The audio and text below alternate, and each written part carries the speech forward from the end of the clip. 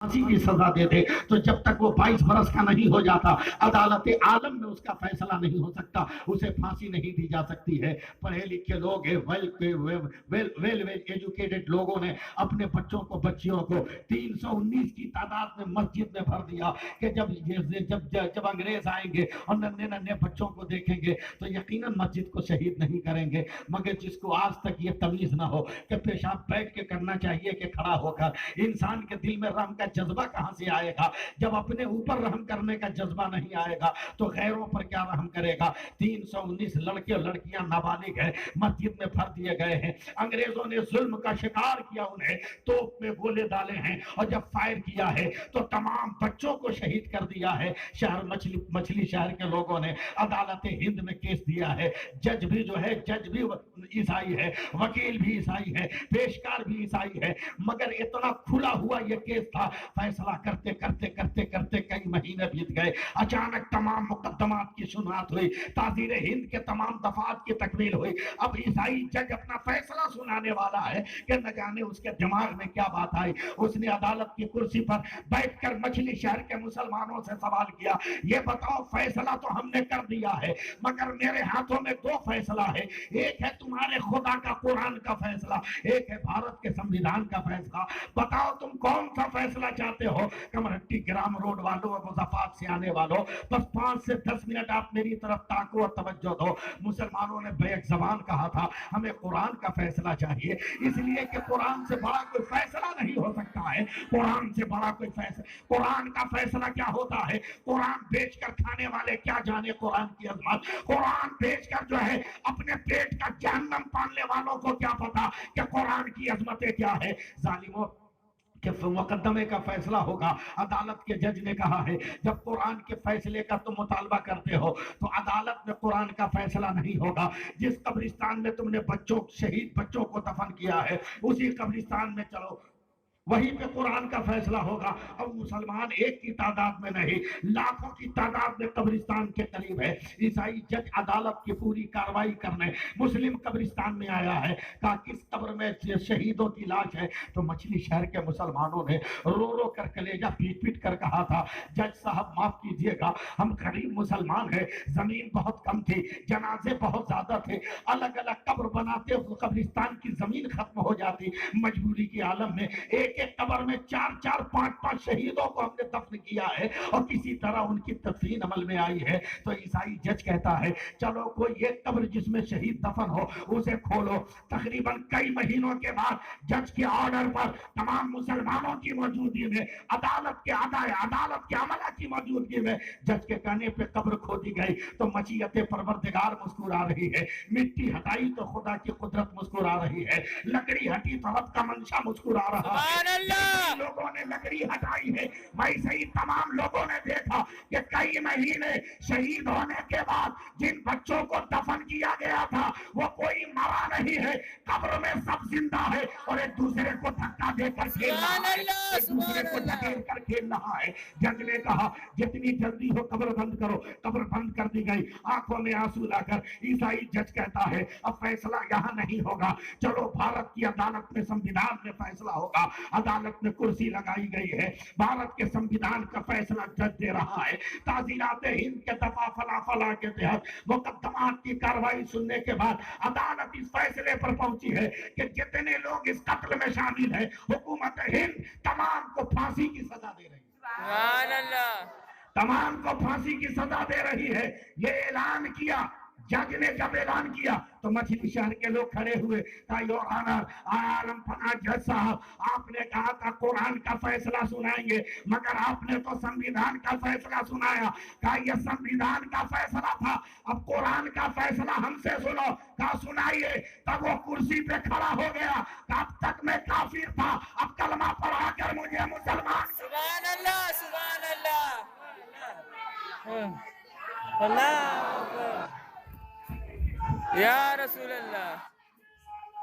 زندہ باد، اب کلمہ پڑھا کر مجھے مذہب اسلام میں لاؤ۔ تب لوگوں نے کہا جج صاحب یہ کون سی تبلیغ ہے، اتنی جلدی اسلام کا گھر کیسے آپ کے دل میں بن گیا؟ کمرٹی والوں اشش کرو۔ وہ جج آنکھوں میں آنسو لا کر کہتا ہے چند برس پہلے ایک مسلمان سے میری دوستی تھی، جب اس نے مجھ کو کہا کہ پتا یہ کون سی چیز گفٹ میں دو، تو میں نے اس مسلمان سے کہا تھا اگر ہو سکے تو ایک قرآن دے دینا، تو تیرے مسلمان بھائی نے مجھے قرآن دیا، میں نے قرآن پڑھا، اور قرآن پڑھتے پڑھتے جب دوسرے پارے میں پہنچا اور جب میں یہاں پہ پہنچا وَلَا تَقُولُوا لِمَن يُقْتَلُ فِي سَبِيلِ اللَّهِ أَمْوَاتٌ بَلْ أَحْيَاءٌ وَلَٰكِن لَّا تَشْعُرُونَ، جو اللہ کی راہ میں قتل کیے جائے انہیں مردہ نہ کہو زندہ ہو۔ تو میں نے قرآن بند کر دیا، جس کا سر کٹا ہو وہ زندہ کیسے ہوگا، جس کا سینہ پھٹا ہو وہ زندہ کیسے ہوگا، جس کا دل ٹکڑا ہو وہ زندہ کیسے ہوگا، جس کا کلیجہ پھٹا ہو اس کا زندہ کیسے ہوگا، جس کا سارا خون باہر ہو گیا ہو وہ زندہ کیسے ہوگا۔ اچانک جب تیرا مقدمہ آیا تو قرآن کی آیت کو چیک کرنے کے لیے سب سے بہترین فارمولہ تھا کہ تیرے شہیدوں کو چیک کیا جائے۔ میں نے مچھلی شہر کے قبرستان میں قرآن کو چیک کیا تو بھارت کا شہید زندہ پایا، تو میں نے فیصلہ کر لیا کہ بھارت کا شہید ایسا ہے تو کربلا کا شہید ہے۔